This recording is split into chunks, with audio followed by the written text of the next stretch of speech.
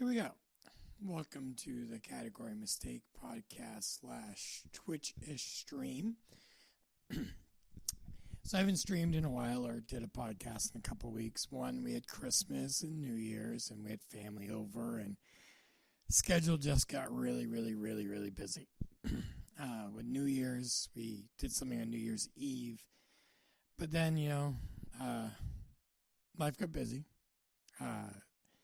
I am working. I'm not teaching right now, but I am working. And I also started school again, getting my master's degree or trying to. And I've just had a lot on my mind, a lot of things going on. And I kind of pushed this down a little bit just so I could focus on, other things. My son Josh went back to college and there were some hiccups with that. So hopefully that's finally worked out. And I just things in my life that I need to get straightened out. If you're watching or listening to the podcast, the title of today is Emotional Damage. Now, I love TikTok for one reason only. It creates the dumbest things in the world, one of which is, of course, someone screaming emotional damage, and it's used everywhere now. It's great. Really, it is. At least that's what they tell everybody. And it's great because you can attach it to anything and people feel better. I don't feel better, but other people do. Originally, I was going to put my headphones on, but I've decided that that's not needed. So today I'm talking about my emotions and the emotional damage of the world, that how it takes its toll on me. And maybe this is how it takes its toll on you. I don't know. But it's a podcast about me, so it really doesn't matter, right? It's about what I want, not about what you guys want. So the problem with me is that when people meet me, they think I am kind of a angry person. They also think that my care level's pretty low, and they also think that, I don't know. A lot of people think I'm mean when they first meet me. A lot of people think that I don't care. A lot of people think that I don't have a heart until they meet me for real. I do have a heart. I do have emotions. I do have compassion. Honestly, my heart, my compassion cause me more heartache than happiness. Sometimes it feels. It's because I get emotionally invested with people, with things that are important. I've always been under a weird thought that if something was worth my time, I needed to put all of myself into it. So I went in the Army and I put every ounce of being I had into it. When I had kids, I spent all of my time trying to make the world a better place for my kids, doing things, spending time with them, buying them things, going on trips, bending over backwards until my back snapped to make sure my kids had everything they could. And it's good. My kids most of the time like me. I think they all like me, and they understand me. But every time I've ever helped out my kids, it's been exhausting for me because I hold myself up to a standard for them that I can't honestly keep. I've gotten not just my children, but other people so used to a standard that to keep up with this standard, I would have to be Superman. And I'm not Superman. I'm not close to Superman. When I was in the Army, I spent a lot of time with people, and I would always just say yes. I'll do that. Yes, I'll do that. Yes, I'll do that. And it took away time from other things I could have done because I always wanted to make sure that everybody had the best of me they could. But they didn't. I wish they did sometimes, but they didn't. I also spent a lot of time, most of my life actually, trying to get my parents to see me as a success. Not just in money, not just in life, but with everything. I needed them to think that I succeeded, that I became what they wanted me to become. And it really hurt me also. I probably overdid my time with my children and smothered them a little bit because I knew the best thing for children was not to be left alone and set aside. They needed their parents to be in their life. Unfortunately, when you do that,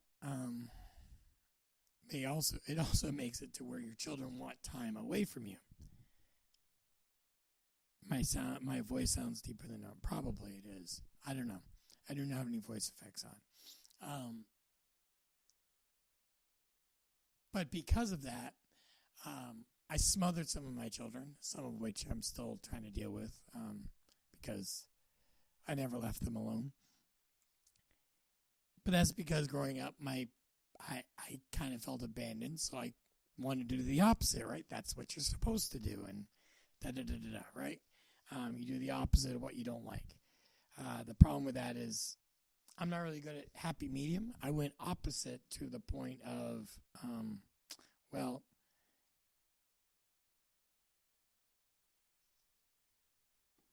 it went overboard. It went too much. I got married, and when I got married, my parents had been divorced a few times each, and I said, you know what? I'm going to do everything to make my wife happy no matter what. And for years, it was probably tormenting on her because I would always tell her things she wanted to hear, not the actual truth, because God forbid I tell her the truth, because then she'll run away, and then we'll get divorced, and then I'll be miserable, and I don't want to be miserable. Again, just unfortunately the truth there. I wish I was wrong, but that's how I treated it. And I'm trying to get better at that, but some days are better than others. Work. I've always just worked and tried to be the best. I'm not really good at being not the best. So when I was a teacher, I'd work long hours. Why? Because I wanted to be the best. In the Army, I worked so I'd be the best. At Home Depot, I worked and I learned everything. Why? Because I wanted to be the best. Not because I wanted to go around showboating saying I'm amazing. Nope. I just felt like if I wasn't the best, people wouldn't accept me. People wouldn't accept me for who I was because I wasn't good enough.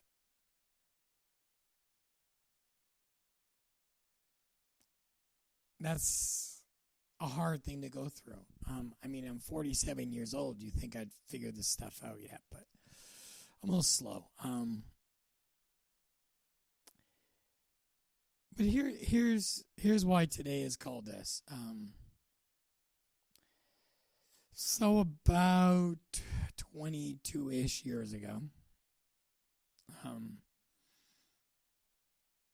one of my kiddos, she was like 5, came to us and said her friend, wanted to hang out. And lo and behold, her friend hung out for years. And then her friend had some friends who needed a place, and they hung out for years, and so on and so forth.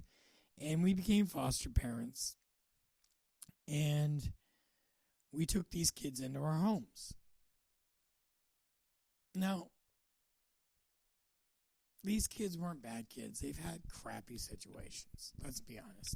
be on the foster care system, it's not because you've had the best day ever. Okay, and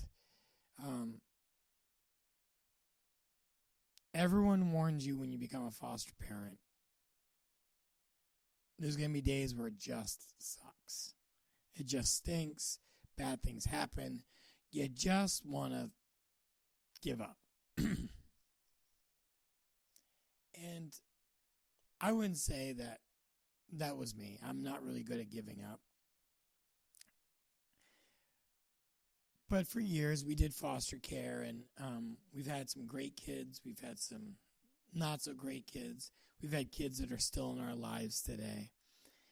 And every time when they've left to either go out back to mom and dad or go with their new adoptive family or go to get married, whenever they leave, I feel like I could have done more. I didn't try hard enough because, well, they're leaving. Now, the horrible part of this is some of them have left to be adopted by good homes. Some of them have left because they're an adult and they want to, go explore the world and be a good adult.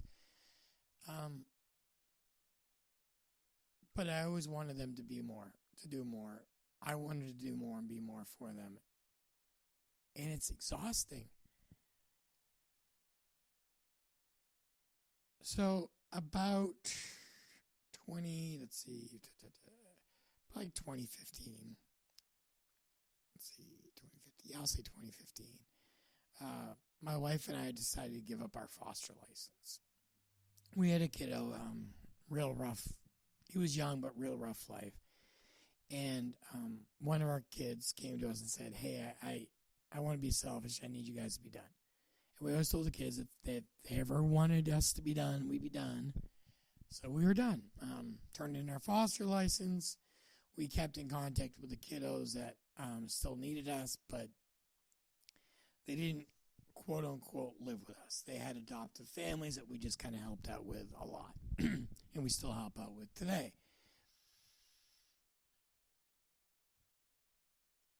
But everyone knew us as the family that took in kids, right? That's you kind of get a reputation after 15 years of taking in kids, right?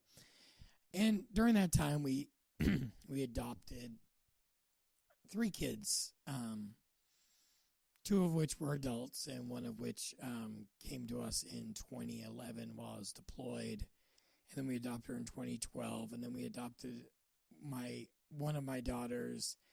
About 4 years ago, and then the same thing for another daughter. And we're talking about adopting again as an adult, so it's a little different. I know it's a little weird to adopt an adult, but it's just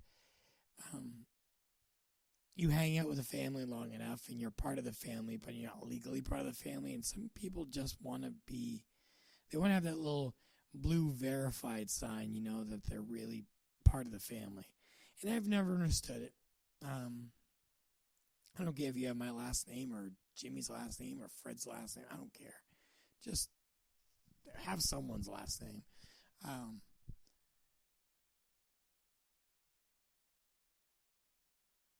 But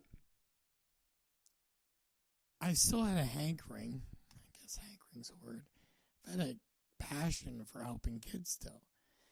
And I taught for 3 years at a great school. The kids were good. Teacher that I worked with a lot, she's amazing. But what I was finding myself is I was addicted to trying to help all these kids. I was trying to take these kids' hurts, wants, and needs as my own. I was becoming too involved. So I got the opportunity to go back to school. So I left teaching. And I left teaching because I knew that if I went to school and taught at the same time, the kids would become more important than school and I would never finish school. Now, flash forward. We took in a kiddo. Why? Because we did. And first week of school started. And emotionally, I got attached to her. And I didn't do any schoolwork. I didn't do anything. I just took care of her. And because of that, I'm behind in school. My work schedule's all jacked up. My life is very emotionally raw. My family is gone without sleep. And it was a bad idea. But she's gone now. And I'm wondering why I feel guilty about it. I'm wondering why I can't not blame myself for her leaving. And it's funny because it's not my fault that she left. It's not my wife's fault that she left. But she's gone. And I feel like it's totally my fault. And it's not. Which is crazy to think of, you know. Blame yourself for something that you logically know, but your emotions take over.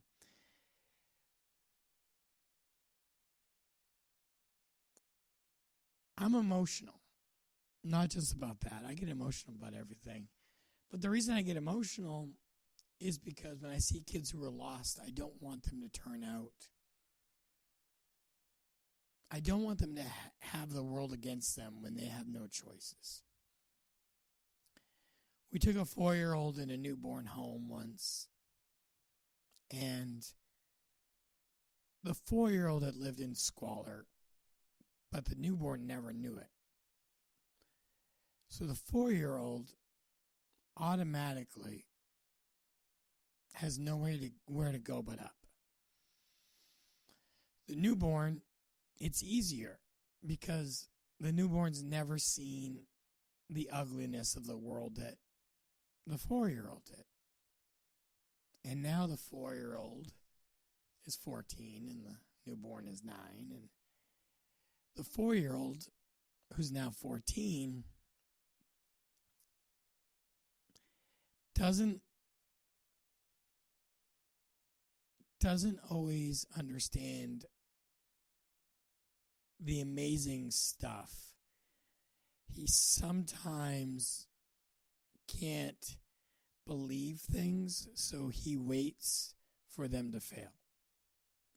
And the 9-year-old has optimism for days because she knows everything will go well, because her whole life, people have only been in her life that make sure that she's in a good place. Last night, that 9-year-old had a horrible night. And I couldn't fix it. And that sucks. You know, I've always told people, you know, I hate people, I don't like people. Here's what I don't like. It's not people per se. Here's the deal. There are people in this world who only think about themselves, who only think about what can I do to make me happy. They don't serve others. They don't volunteer. They don't try to be there. They don't try to fill in a gap. There are people in this world who need someone to fill in the gap and to be there for them and to help them because, well, they've had people in their lives from the first category. And they're falling apart. And it's not that they need a life raft. They need more than a life raft. They need swimming lessons, a life raft, a boat, a rope, floaties, anything you can. They need something, and the world is giving them nothing because the people in their lives are giving them nothing, nothing, and it angers me. And then there's a third category, which I hope I fall into more than the other two. Those are people who fill in the gap. But here's the problem with the third group, my group. Because there's so few people out there right now who fill in the gaps. People like me have to work harder. People like my wife have to work harder. My kids. We all have to work harder. Because people out there stopped caring about people out there. They could have COVID, or, I don't know, they look a little dirty, or, I don't know if they like girls or boys, or if they're a girl or a boy, or what they are, or, I'm really busy with my, environmentally friendly bee farm, that harvests purple honey. Who the heck knows? There's always an excuse. Always. I'm tired of people's excuses. I'm tired of thinking, and rightfully so, that people like me and my wife and others have to save the world because not everyone in the world cares or gives a rat's patootie about anybody else. There's 7 billion of us on this planet. 1% care about the other 99. There's another 20% who need everyone to care about them.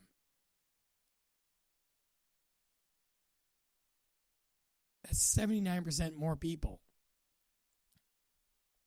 That's 4 billion other people that can help others. It's closer to 5, but, we'll round down to make it less complicated. 4 billion people need to care about the other 3. And they don't. They don't care. And because of that, you have children who don't have parents. You have children whose parents are so bad that you question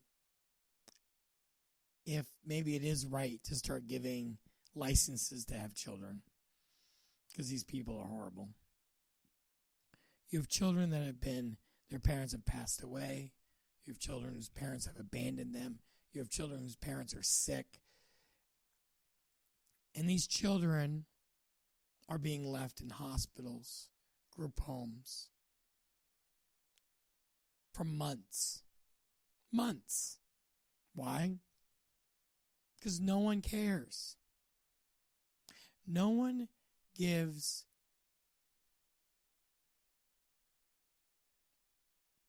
no one cares. We live in a world where I'm talking to you on a computer that costs a lot of money, right? I mean, some people's rent for the month. I'm using internet that I have all throughout my house. We have 2 cars. We have food in our refrigerator. The bank and I own a house together. I have 2 dogs. I have kids. I have all I need.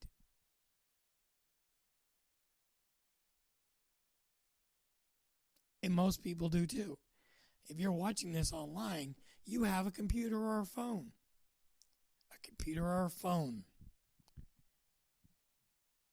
It might be the newest iPhone or the newest Samsung or the newest Google or the newest who knows. You got to have it. And I'm not saying let's all become communists and start selling all of our crap. That would be stupid.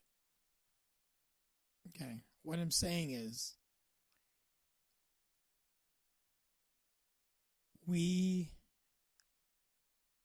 there needs to be more than there is for people who care. It's not just about putting your money where your mouth is. It's not just about putting your time where your mouth is. It's not just about putting your thoughts and prayers where your mouth is. I think it's time that you put everything where your mouth is.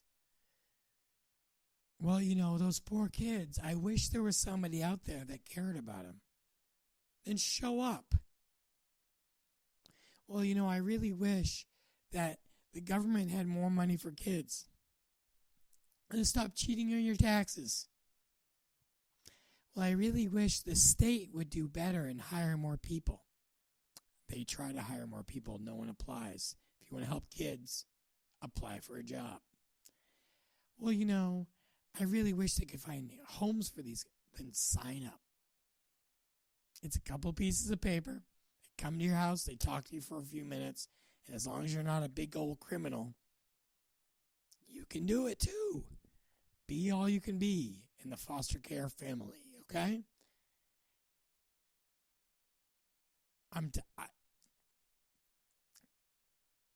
I look at foster care and kids who need homes, because not all kids who need homes are in foster care. The foster care system is overwhelmed right now. If all the kids who needed foster care actually were in the system, it would be a global disaster. Because I know kids, just from teaching, who shouldn't be with their parents. But they are, because the state's overwhelmed and they don't want to try to find a home for another kid. They can't do it. So they're okay. You can't, as a society, we cannot survive like this. The old saying, it takes a village to raise a child. It used to take a village to raise a child. We would have people at your church help. We'd have your librarian, your teachers, the firemen. I grew up in a small town, so that's probably why it's different. But, I would walk down to the library on Saturday mornings because the librarian would look out for me. And she'd give me a snack because that's what I needed. I'd have bus drivers who knew who I was and who my parents were. And yes, there's bus drivers and there's librarians like that today, but now it's looked at as something special. We should give them an award. They should have gotten awards 50, 70, 150 years ago, because that's how long they've been doing it. But now it makes the nightly news if a librarian, helps out a student. That's always why I've had an issue with people thanking me for my service in the Army.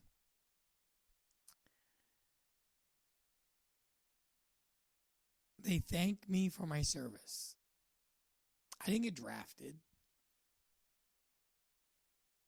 I wasn't told by gunpoint, go join the Army, you're going to die. I joined on purpose. Twice. I volunteered for deployment. Kind of. They said you can volunteer, or we're probably going to have voluntold you. So I volunteered. Every morning when I got up, and I woke up in Afghanistan, I woke up and I looked outside, and it was another day. It wasn't like I was going, oh my God, I'm still in Afghanistan. I can't believe they haven't brought me home yet. No. Now, I understand some people don't know what to say. So they say, thank you for your service. Unmute.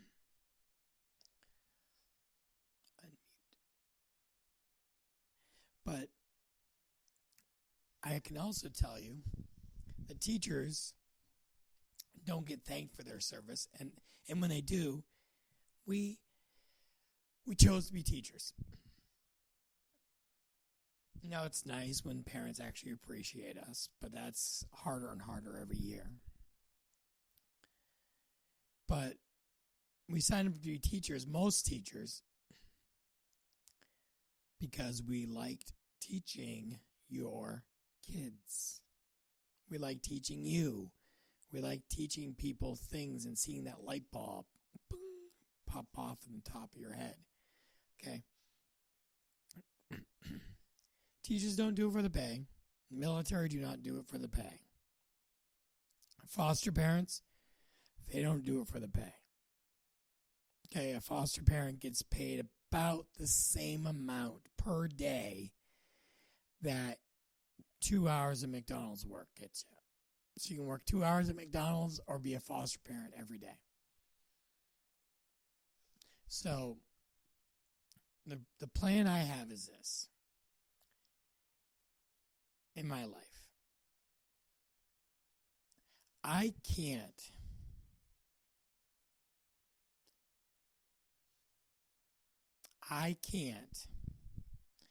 in good conscience be a foster parent right now. Can't.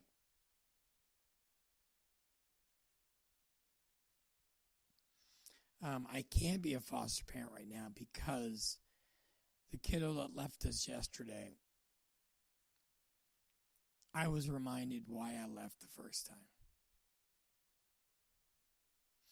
This kiddo has been in the system for like 5 years. She has emotional and psychological stressors. And no one's ever done anything to fix it. Her parents were just good enough to not lose her full time until recently.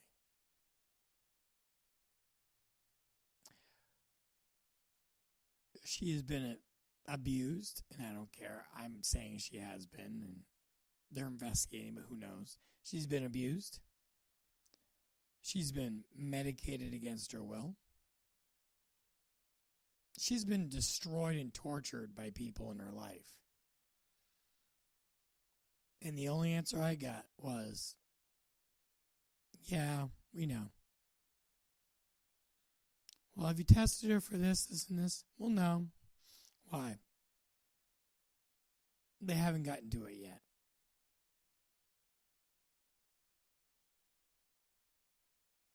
$5 years. COVID's been around for two. So COVID's been around for 2. She's been in the system for 5. Do the math. No one made her go to the doctor since she was 13. No one made her go to the dentist since she was 13. They just said it's fine. We'll deal with it later. And later and later. But here's the thing. I can't be a foster parent. I can't do it. I have paid my dues. I've done my time. This morning I came to the realization that the same thing I came to when I got out of the Army. Because when I got out of the Army, originally I'm like, I'm staying in. I'm going to do what I can. I gotta stay in. It's what I need. I need it. It was a drug. It was addicting. I had left foster parenting for a while, and then this situation came up as last minute emergency type deal. We're like, you know what, we can do it. It'll only be for a little while. We can do it. After 8 days, I can't do it.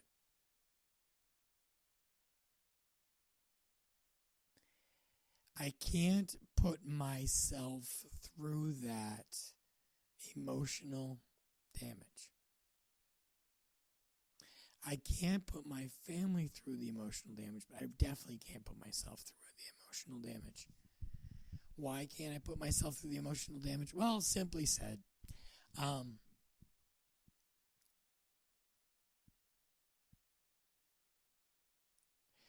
we've had a lot of kids in our lives, over 50 of them. Okay? Some have been a day, some have been a month, some have been decades. And every one of those kids owns a little bit of this, my heart. Okay? Owns a little bit of my heart. And every time they get hurt, my heart breaks. Every time. Doesn't matter. It just hurts. Okay? And, well, last night was it. I've got nothing left. I can either give what I've got left to my wife and my kids and the kids who are still in my life, or I might be one of those people who end up just driving and not coming back. I can't take on anymore. I cannot deal with state and government bureaucracies and kids who they don't even have a chance. This girl that left us last night, she'll never have a normal life. 8 days with me was not going to give her a normal life, but I really wanted it to. That's what I wanted for all these kids in my life. I just wanted them to feel like they were wanted, loved, needed, and normal. I can't do that anymore. Because no matter how much these agencies and these states and these people tell me that they care, they don't. They can't. The kids are a number. They got to find them a home, keep them stable, and move on to the next kid. There's not enough caseworkers. There's not enough foster homes.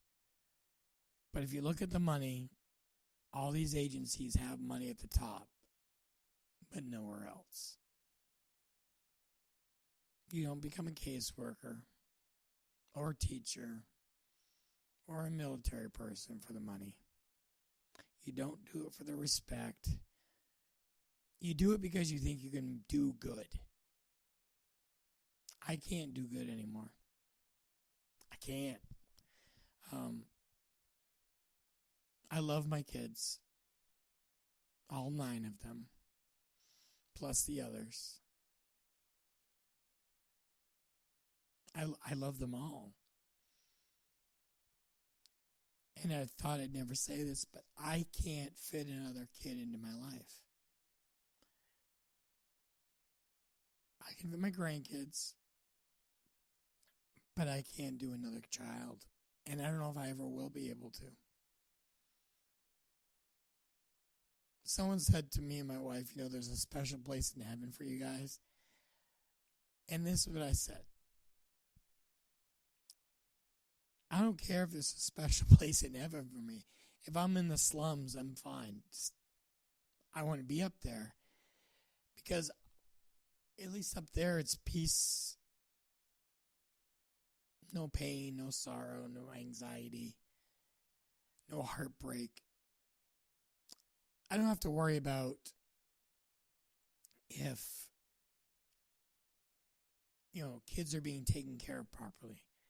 I don't have to worry about if kids have a warm place to be. All I have to care about is are these kids being loved and wanted? I don't have to care about that because God's going to love and want them. All I have to care about is enjoying time with kids. That's it. I don't have to worry about anything else. Because, let's be honest, God takes care of everything. I'm just going to show up. It's going to be great. Now, my wife, I bet she'll agree with me, but I haven't even asked her. I don't know what else to do about it. So today's kind of a heavy day. It really is. It's heavy because, well, after 22 plus years, the foster care system broke me. And I can either get up again, or I can just let the 10 count happen. And I'm not depressed about letting the 10 count happen. I'm really not. I had to tell the people that have this child that I can't take her back today. Said it can't happen.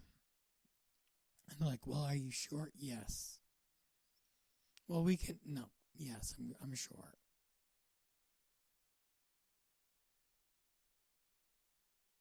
I didn't think I could, but I did. I did it because it's what's best for me, best for my family, best for my kids, my grandkids, and everybody in between. And like it or not, that's who I've got to protect.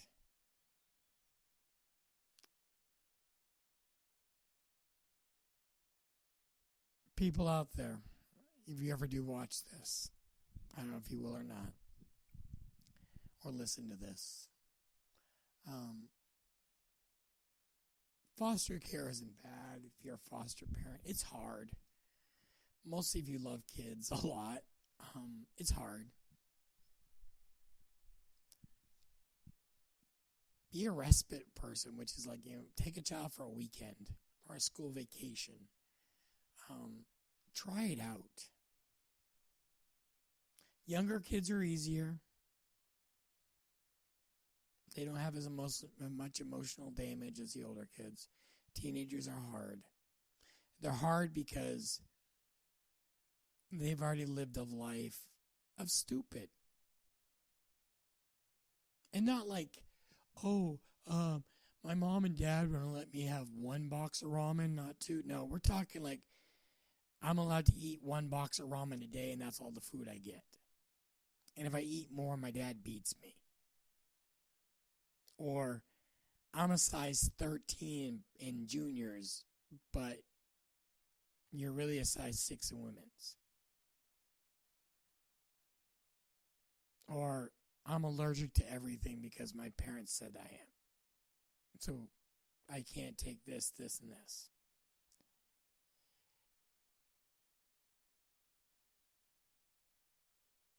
I don't like it. I loved it when I was younger and I hadn't been, because we took a lot of kids that were not. They were already through the system quite a few times. But try it. Don't be a thoughts and prayers type person. If you can do it, be a real helper. Like, do something productive with your life. For God's sake. In this world we live in, do something to help out your fellow man, woman, person, fluffy unicorn. I don't care. Whatever they are, whatever they think they are, it doesn't matter. Help them. Because I'm not saying all people, but some people might have issues with their identity because they've never had anyone love them enough to be confident in who they are. They could think they're a fluffy unicorn when really they're a cat. Or they could think that they're a fluffy unicorn when really they want to be a boy or a girl, but they don't know how to be because no one's ever told them how to be.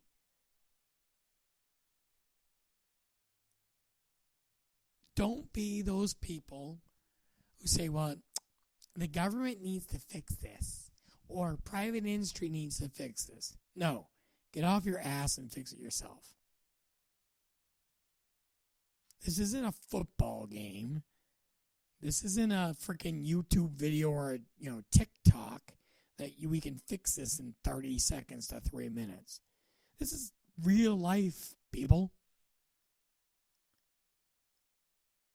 There are thousands and thousands and thousands of children within probably 100 miles of you that have no place to call home tonight. The girl we had last went 48 days without going to school. Why? Because no one would bring her to school.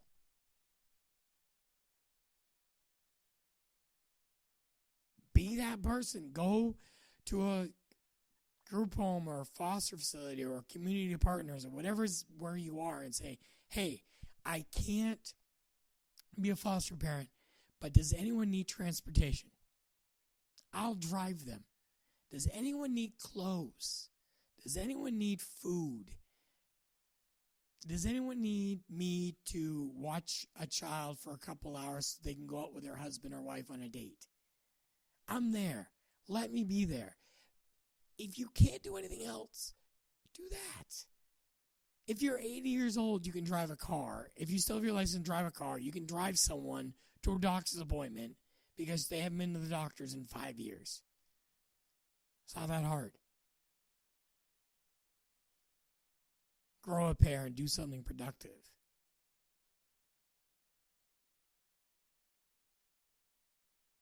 The child that left us last night we're still going to be involved with, I think. Not in my house. But we're going to be involved in making sure she gets the treatment and the care that she needs. Yep, that's what we're going to do. Why?